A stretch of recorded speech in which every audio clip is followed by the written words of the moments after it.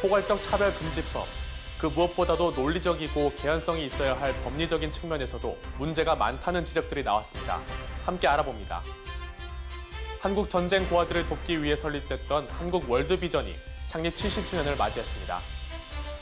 온라인 교회의 길을 찾는 온택트 문화포럼, 예배자 온라인을 만나다가 개최됐습니다. 전 세계 교회 소식을 전해드리는 월드리포트입니다. 코로나19로 활발해진 성경 필사운동, 영상으로 함께 만나보시죠.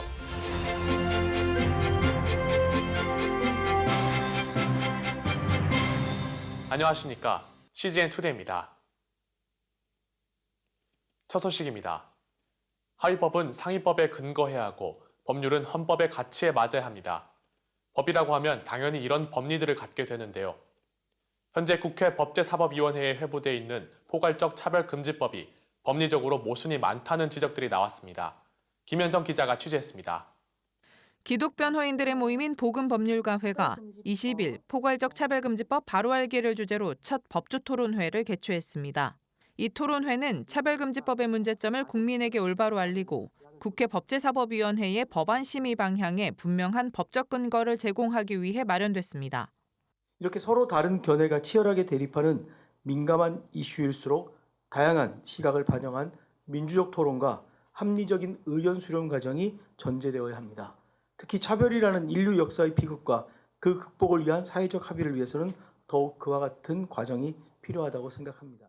토론회에서 발제자로 나선 음선필 교수는 포괄적 차별금지법이 현행 법체계상으로 볼 때 큰 문제가 있다고 지적했습니다. 차별금지법을 만들겠다고 하는 것은 우리 현행 법체계에 어떤 위치를 차지하겠다는 것인가? 바로 굉장히 강력한 지위를 부여하겠다는 겁니다. 차별금지, 평등에 대해서 기본법이면서도 특별법의 지위를 부여하겠다는 겁니다. 보통 기본법이면 기본법이고 특별법이면 특별법인데 양자가 겸하는 경우 극히 이례적인 케이스입니다. 근데 정의당안이 이렇게 했습니다. 또 교수는 여성과 남성 외에 그 외에 분류할 수 없는 성을 명시하는 포괄적 차별금지법이 제정되면 남성과 여성만을 규정한 현행 양성평등 기본법과도 정면 충돌한다고 지적했습니다. 조영길 변호사도 가치 판단에 대한 형법상 차별이라는 부분에 있어서 포괄적 차별금지법이 모순이 있다고 비판했습니다. 이성애가 정상이라는 상담, 동성애가 비정상이라는 상담, 남녀가 결합하는 것이 정상. 이 정도는 일상생활에서 우리가 수없이 행하는 가치 판단인데 이걸 차별로 몰아요. 이 사람 차별이 아닙니다. 일반적으로 어떤 형법 법리도 행위 비난을 행위자 비난으로 동일시하지 않죠.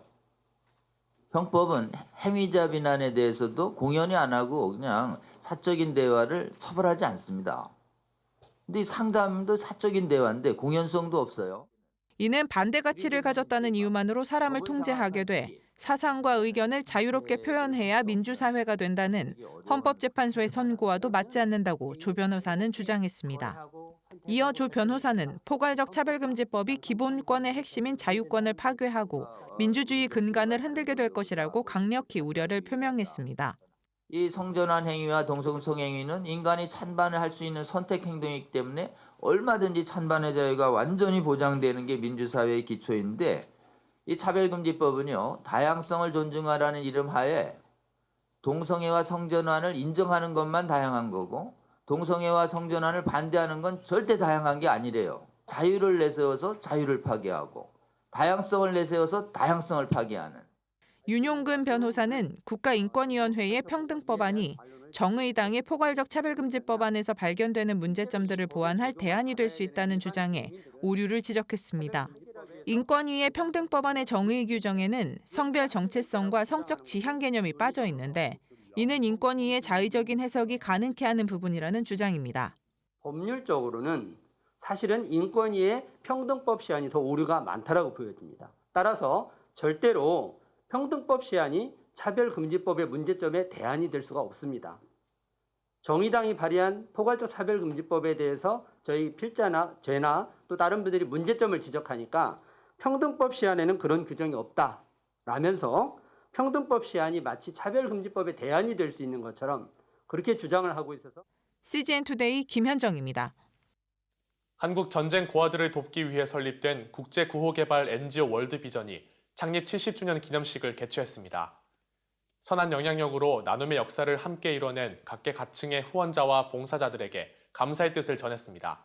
임성근 기자입니다. 1950년 한국전쟁 당시 바피어스 목사와 영락교회 한경진 목사가 전쟁 고아들을 돌보기 위해 설립한 월드비전. 최근 서울 백범 김구기념관에서 창립 70주년 기념식을 가졌습니다. 코로나19 방역 지침에 따라 100명 이내의 인원만 참석한 가운데 열린 이날 기념식은 월드비전 공식 유튜브 채널을 통해 온라인으로도 동시 진행됐습니다. 기념식은 한국 월드비전 4대 이사장을 역임한 영락교회 이철신 원로 목사의 인사말로 시작해 박노훈 현 이사장이 기념사를 전했습니다. 박 이사장은 월드비전 역사에 함께한 하나님께 감사드린다며 앞으로도 전 세계 아이들이 안전한 환경에서 건강하게 자랄 수 있도록 최선을 다하는 월드비전이 될 것이라고 밝혔습니다. 창립 70년을 맞이하는 월드비전은 더 큰 세상을 향한 하나님의 비전을 끊임없이 이루어가고자 최선을 다할 것입니다. 지난 70년의 경험을 바탕으로 한국을 넘어서 전 세계에서 아이들의 진정하고 아이들의 건강하고 안전한 환경에서 성장할 수 있도록 최선을 다할 것을 약속드립니다. 이날 행사에선 월드비전의 다양한 후원 사업에 참여하며 선한 영향력을 실천해온 후원자와 봉사자들에게 감사의 뜻을 전하는 시상식도 열렸습니다. 지난 30년간 월드비전 친선대사로 활동하며 전 세계 아동들에게 사랑을 전한 배우 김혜자 씨에게 감사패가 수여됐고 친선대사인 배우 정혜리와 박상원 씨는 국제총재 특별상을 수상했습니다. 모든 분들이 다 하셨는데 아마 저는 그냥 다들 쉬를 떼가지고 열심히 돌아다닌 것 같아요. 그 일만 다 열심히 더 잘하면은 무엇인가 아름다운 건데 잘 깨어지지 않을까 그런 생각을 합니다. 앞으로도 열심히 하도록 하겠습니다. 이후 연기 생활과 함께 그 월드비전 신선대사로서의 역할을 해서 더더욱 오늘이 더 뜻깊은 날인 것 같습니다. 코로나19로 사업에 어려움을 겪고 있는 월드비전은 이 상황으로 인해 더욱 고통받고 있는 가난하고 소외된 이웃을 위해 봉사와 헌신을 다짐하며 구호 활동을 이어나가겠다고 밝혔습니다. 우리 사업하기도 어려워졌어요. 아프리카를 어떻게 갑니까? 그런 것도 문제였지만 이 과정에서 가장 고통받고 소외되는 건 누구예요? 아동들입니다. 그래서 더 어려운 아동들이 더 많아지고 어려워지기 때문에 저희들이 할 일이 더 많아지고 하나님께서 기도하면서 그런 일을 계속 해나갈 것입니다. CGN 투데이 임성근입니다. 코로나19로 갑자기 맞이한 온라인 시대로 화두가 된 온라인 교회에 관한 논의가 오가는 자리가 마련됐습니다. 문화적이고 신학적인 관점의 이론적인 논의를 비롯해 온라인 사역을 현장에 도입한 실질 사례들도 발표됐습니다. 주영희 기자가 보도합니다. 문화선교연구원이 지난 20일 저녁 온택트 문화포럼 예배자 온라인을 만나다를 개최했습니다. 코로나19로 온라인 예배와 교회가 화제가 되면서 신학적이고 목회적인 논의가 이뤄진 겁니다. 백광훈 문화선교연구원 원장은 정해진 디지털이란 미래에 발맞춰서 교회도 새로운 존재 방식을 구현할 때라고 강조했습니다. 디지털이라는 정해진 미래를 준비하고 온라인 문법에 맞는 교회됨과 제자도의 방식을 실천해야 될 것입니다. 교회의 주역이 될 디지털 네이티브 세대들의 생활 방식들을 담아내려는 자세가 요구됩니다. 모든 상황 속에서 하나님 나라를 이루어 가시는 하나님의 역사를 신뢰하면서 거룩한 상상력으로 동참하는 교회가 되는 것이 이어 횃불 트리니티 신학교 안덕원 교수가 예배의 본질과 속성을 짚으면서 온라인 예배를 위한 제언에 나섰습니다. 안 교수는 예배 장소와 관련해 어디서 예배해야 하느냐는 수가성 여인의 질문에 영과 진리로 예배해야 한다고 답한 예수님의 이야기인 요한복음을 예로 들었습니다. 장소를 묻고 있는데 영과 진리로 예배해야 된다라는 이야기를 주님께서 하시고 예배의 숫자가 중요한 것이 아니고 사실은 예배를 통해서 뭘 할 수 있을까? 기능주의적인 사고를 하자는 것이 아니라 정말 우리가 왜 예배드리지? 예배드린 다음에 뭘 해야 될까? 진지하게 심각하게 생각해보는 기회가 되었으면. 실제 방송을 통해 청취자를 대상으로 교회를 운영해온 카타콤 교회 양희삼 담임 목사는 온라인 교회가 가능한가에 대한 질문에 그렇다고 답했습니다. 250만 원에 달하는 월세 등의 개인적인 이유뿐 아니라 신앙이 종교 생활에 머물지 말고 삶으로 들어와야 한다는 시대적인 필요 등도 그 이유로 설명됐습니다. 온라인 교회가 성공하기 위해선 확실한 콘텐츠가 필요하다고 전했습니다. 그러니까 타겟이 분명해야 한다. 컨텐츠가 확실해야 된다라고 하는 거.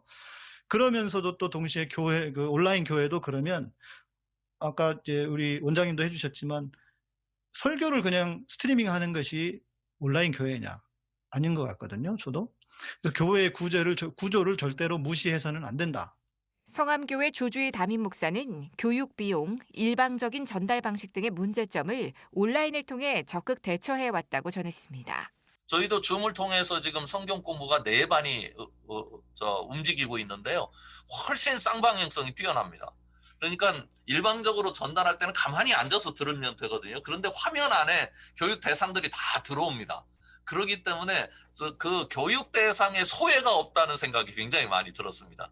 마지막으로 발제에 나선 이종현 만나 미디어 교회 담당 목사는 미디어와 교회의 통합, 온라인 목양 시스템 등 만나 미디어 교회가 현재의 형태를 갖추게 된 과정을 설명했습니다. 더불어 성도 각자가 교회이기에 교회 건물을 떠나도 예배는 계속돼야 한다고 전했습니다.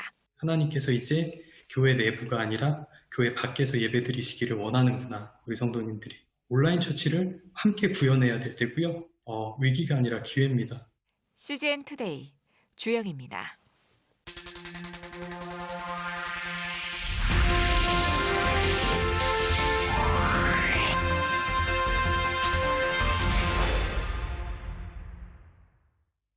전 세계 선교지 소식 전해드리는 월드 리포트입니다. 누구보다 먼저 앞서 나간 삶을 살았지만 두려움 속에 살던 한 젊은 여성이 뜻밖의 장소에서 예수님을 만났습니다. 칼라 프레티코는 외로움을 이기지 못해 바에서 낯선 사람에게 말을 건네다가 예수님의 음성을 들었습니다. 예수님을 만나기 전까지 그녀의 삶은 사람들의 인정과 사랑을 갈구하는 삶이었습니다. I was really good at school. I was president of my high school and then went on to college and joined probably about 15 different kind of honor societies or leadership organizations. 칼라는 자신이 중요하고 가치 있는 사람이란 걸 항상 확인해야 했습니다. 그 생각은 성취에 대한 집착으로 이어졌습니다. I was just looking for every avenue I could to feel important and to feel valuable. I became addicted to the achievement. I grew up in a Christian home, and I would say that I knew about Jesus on some measure. I never really believed that he cared much about me. 칼라는 대학을 졸업하고 꿈꾸던 직장에서 수습사원으로 사회생활을 시작했습니다. 뉴욕으로 이주해 낮에는 꿈의 직장에서 일하고 밤이면 파티를 찾아다니며 새벽까지 술에 취했습니다. I was drinking 3 or 4 times a week, like blackout drunk. It did help me escape kind of some of that pain that I was experiencing from just rejection and not feeling worthy and not feeling lovable. 그녀는 술에 취하고 사람들과 밤새 어울리는 걸로 자신이 사랑받을 만한 사람이라고 확인했습니다. 그리고 23번째 생일을 맞았습니다. So I had been partying at night, working during the day, and my birthday was coming up. And so I invited what I call my nighttime friends to join me for my birthday. Only one person showed up. It was so sad. And she ends up going home, and I decide to stay at this bar by myself on my 23rd birthday. At this point, I'm like, well, I may as well find somebody to go home with. I'm talking to this guy. I'm vodka soda drunk, and I hear a voice, and it says, "This is not your life." And as soon as I heard those words, I knew they were true.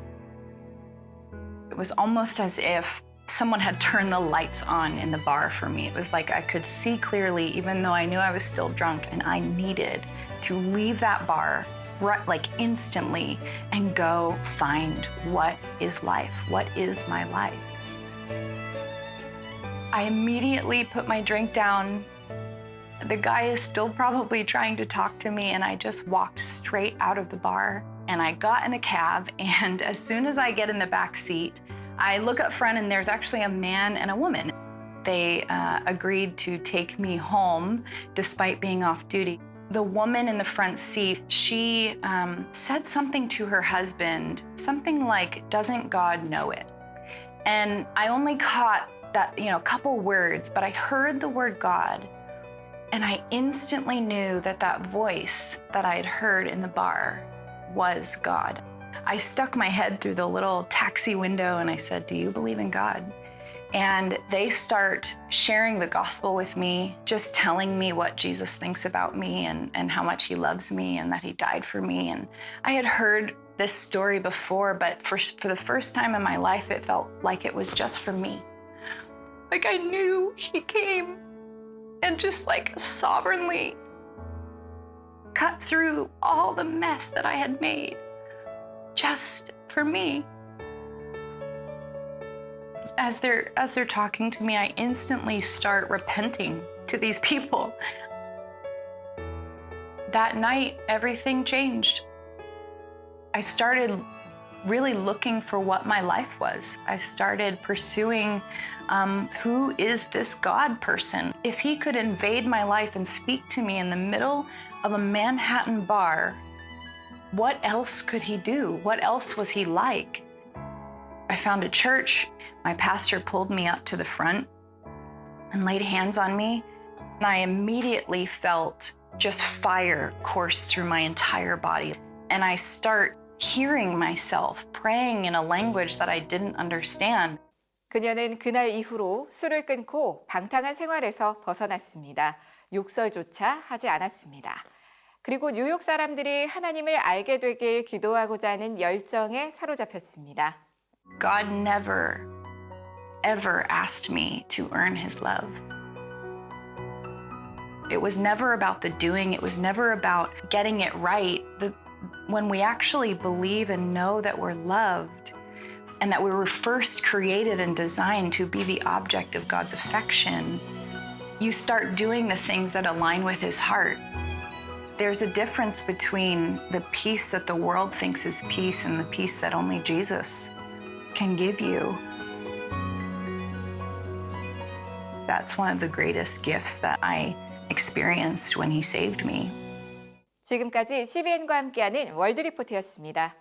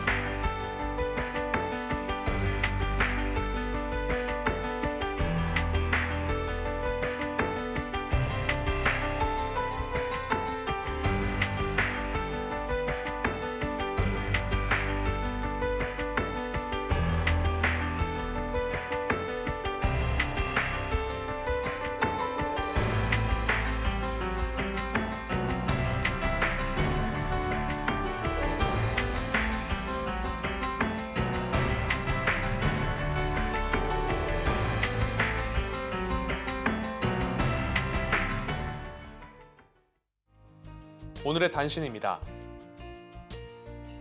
한국교회 주요 교단장들이 코로나19의 조속한 퇴치와 고통당하는 이웃들을 위해 기도하고 포괄적 차별금지법 제정 반대 및 사립학교법 개정을 위해 지속적으로 힘을 모을 방침입니다.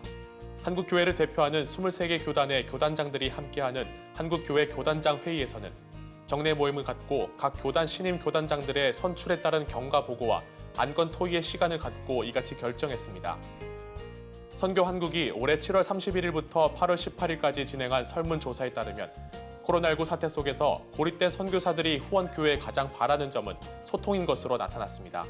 선교한국 회원기관 및 교회 파송 선교사 103명을 대상으로 조사한 결과 선교사와의 소통을 통한 현지 사역 이해가 32.6%, 재정 지원이 25.3%, 기도가 23.1% 순이었으며 이외에도 행정적 지원, 훈련 및 교육, 위기 관리를 요청한 것으로 전해졌습니다. 성서의 배경이 됐던 고대 갈릴리 가나의 풍습을 분석해 예수의 재림 언약에 대해 설명하는 다큐 드라마 가나의 혼인잔치 언약의 국내 개봉이 오는 11월 26일로 확정됐습니다. 가나의 혼인잔치 언약은 성서학자, 인류학자 등의 인터뷰, 현장 연구 모습, 배우들의 재연을 교차해 보여주며 재림할 예수에 대한 믿음을 역사적 증거를 통해 확증해내고 있습니다. 기독교 대한감리회 여선교회 전국연합회가 운영하는 은퇴 여교육자들을 위한 공간 엘가온이 오는 11월 13일까지 입주자를 모집합니다. 입소 자격으로는 정년 은퇴한 때로부터 만 75세 이내인 여교육자, 감리회 소속 교회와 기관에서 30년 이상 사역한 여교육자 등이 있으며 입주자 선발 결과는 서류 마감 후 한 달 이내 개별 통지됩니다. 세상이 멈춰도 복음은 멈출 수 없습니다. CGN투데이는 더 넓게, 더 지혜롭게 세상에 바로 서고자 하는 그리스도인들을 위한 눈이 되겠습니다. 시청해주셔서 고맙습니다.